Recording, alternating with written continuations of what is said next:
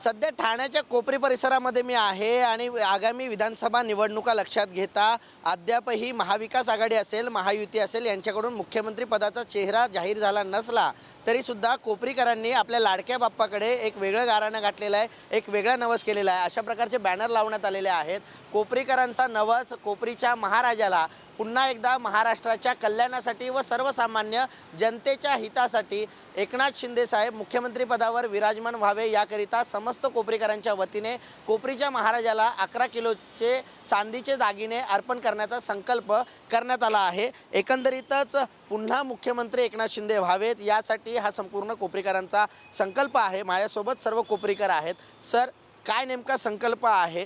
कारण अद्याप मुख्यमंत्री पदाचा चेहरा जाहीर झालेला नाही आहे दोन्ही गटांकडून, मात्र कोपरीकरांची ही इच्छा आपल्या महाराजाला सांगण्यात आली। पहिली गोष्ट सगळ्यांना नमस्कार।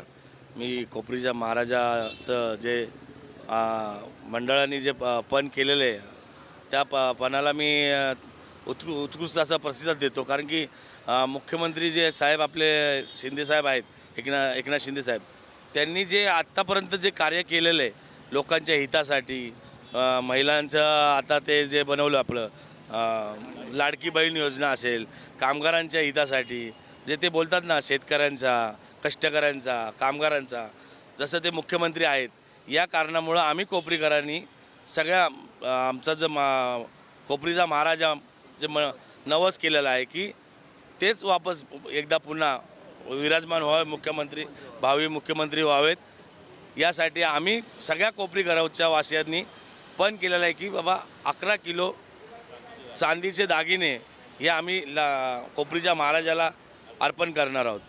काही महिला भगिनी देखील आहेत आपल्यासोबत। ताई, मुख्यमंत्री लाडकी योजना देखील मुख्यमंत्री एकनाथ शिंदे यांनी आणली आणि आता कोपरीतल्या सर्व महिला असतील, पुरुष असतील, यांच्याकडून हा नवस करण्यात आलेला आहे।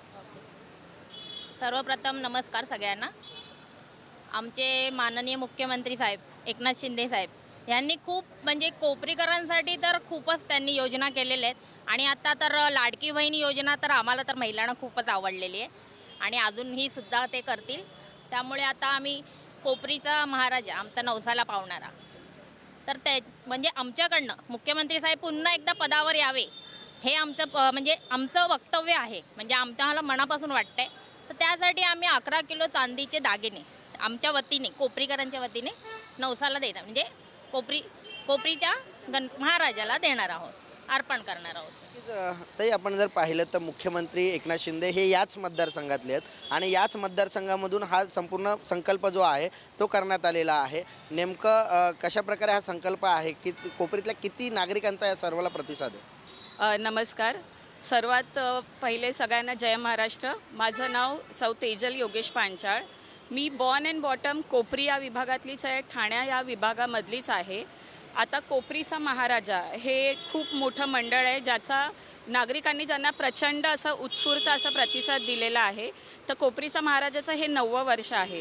गेली 8 वर्ष आमच्या कोपरीकरांच्या मदतीने, ठाणेकरांच्या मदतीने आम्हाला जे कोणी आमचे हितचिंतक आहेत, आमचे देणगीदार आहेत, त्यांच्या मदतीने आपण खूप मोठ्या प्रमाणावर समाजकारण विषय म्हणजे सामाजिकदृष्ट्या आपण लोकांसाठी काय काय करू शकतो।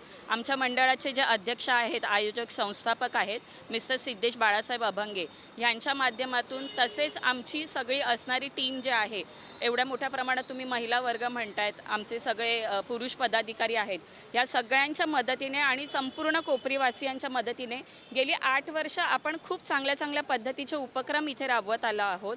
लोकांच्या ज्या गरजा आहेत त्या आपल्या पद्धतीने आम्ही पुरवण्याचा प्रयत्न करत आहोत।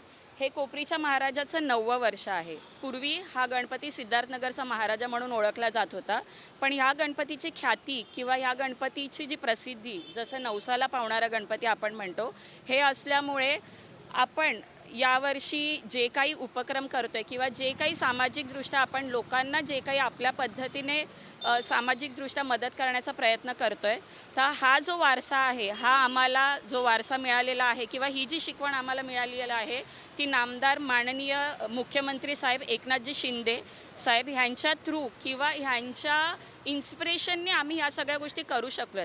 कारण तुम्ही आमचा जो वर्ग बघाल की आम्ही खूप मीडियम एजचे तुम्हाला सगळे लोक दिसत असतील, त्याच्यामुळे आमचा अनुभव इतका नाही आहे की आम्ही हे सगळं करू शकू. पण नक्कीच आमचे जे आधारस्तंभ आहेत, आमचे साहेब एकनाथजी शिंदे साहेब यांच्या मार्गदर्शनाने आम्ही आत्तापर्यंत हे जे 9वं वर्ष आहे ते खूप चांगल्या पद्धतीने साजरं करत आहोत. आणि जसं तुम्ही बघाल की शिंदे साहेब जसं मुख्यमंत्री पदावर विराजमान झालेत तेव्हापासून तुम्ही बघत असाल की पूर्ण कोपरीच नाही, पूर्ण ठाणेच नाही, तर अख्ख्या महाराष्ट्रभरामध्ये त्यांची ख्याती, त्यांची प्रसिद्धी ही पूर्णपणे पसरलेली आहे. हे राजकारण न म्हणता त्यांनी समाजासाठी केलेलं समाजकारण आहे एका प्रकारे. कारण त्यांनी ज्या काही योजना आणल्या आहेत, ज्या काही योजना आत्तापर्यंत आल्यात, या सगळ्यांच्या हितासाठी आणि प्रत्येकाच्या गरजेनुसार अनुसरून त्या योजना आपण आणलेल्या आहेत. जसं साहेबांनी मुख्यमंत्रीची लाडकी बहीण योजना आणली आहेत. शेतकरी जे स्वतः कर्जदार होऊन फाशी घेत होते किंवा पूरग्रस्त झाले किंवा बऱ्याच अशा गोष्टी आहेत की ज्याच्यामुळे लोक आपला जीव धोक्यात टाकत होते, तर ह्या लोकांचा जीव धोक्यातून परत आणून त्यांना पुन्हा नवीन आयुष्य कसं द्यावं, हे जी शिकवण आहे ही साहेबांची आहे. आणि साहेबांच्या या शिकवणीला धरूनच आम्ही पुढे जे काही आमच्याकडनं, आमच्या पद्धतीने, आमच्या वतीने जे काही आम्ही करू शकतो ते आम्ही नक्कीच करणार. आमची फक्त मनापासून हीच इच्छा आहे, म्हणजे आमचा जो कोपरीचा महाराजा आहे हा नवसाला पावणारा गणपती आहे.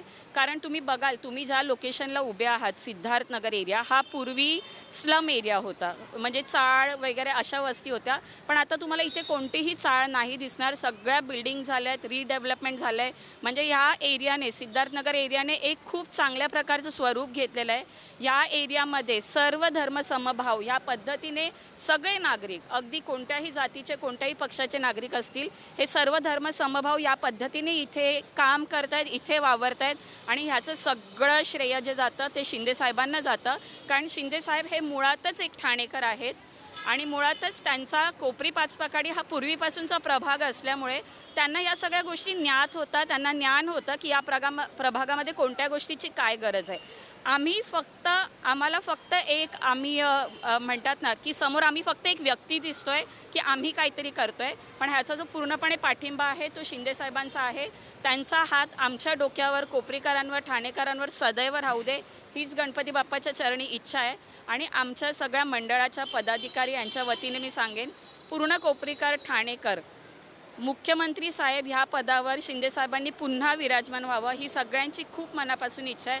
त्याच्यासाठी यावर्षी आम्ही कोपरीच्या महाराजाला सगळ्यांनी मिळून नवस केला आहे की आम्ही 11 किलो चांदी अर्पण करणार आहोत इथे. आणि नक्कीच गणपती बाप्पा आमचा हा नवस ऐकेल ही आम्हाला खूप म्हणजे 100% खात्री आहे. आणि आमचा विश्वास आहे की शिंदे साहेब ही म्हणजे ह्या गोष्टी त्यांनी जी कामं करत आले त्याच्यामुळे त्यांना हे पद मिळणं भागच आहे. त्यांना कोणत्याच प्रकारचं कॉम्पिटिशन नसेल. महिलांवर होणारे अत्याचार झाले, पूर्वीपासून तुम्ही बघत आलात की महिलांवर बरेच अत्याचार होत आले. हे बघा, अत्याचाराच्या घटना ह्या पूर्वीपासून होत आल्या, पण त्या कमी कशा होतील, त्याच्यासाठी आपण काय प्रबंध करू शकतो किंवा त्याला कसा आळा टाकू शकतो, या गोष्टीसाठी आत्ताचं जे सरकार आहे, शिंदे साहेब आहेत, हे खूप मनापासून प्रयत्न करत आहेत. फक्त मला सगळ्या नागरिकांना, समस्त भारतीयांना ही विनंती आहे की फक्त ते जे काय प्रोव्हिजन करत आहेत किंवा जी काय मदत किंवा जी काय त्यांची प्रोव्हिजन आहे त्याला आपण हातभार लावा, त्याला आपण पॉझिटिव्हली घ्यावं. कोणत्याही निगेटिव्हिटी न पसरवता प्रत्येक गोष्ट पॉझिटिव्हली घेतलं की नक्कीच ह्या गोष्टी कमी होतील, हा आमचा ठाम विश्वास आहे. एकंदरीत विधानसभा निवडणुका झाल्यानंतर विजयाची माळ, विजयाचा प्रसाद कोणत्या गटाकडे जातोय, महाविकास आघाडी की महायुती? आणि जर सत्ताधाऱ्यांनाच पुन्हा सत्ता मिळाली तर मुख्यमंत्री पदी एकनाथ शिंदे पुन्हा विराजमान होत आहेत का? कोपरीचा महाराजा हा नवस पूर्ण करतोय का? हे पाहणं महत्त्वाचं असणार आहे. व्हिडिओ जर्नलिस्ट ललित चौधरीसह कुणाल भोईटे, जय महाराष्ट्र न्यूज, ठाणे.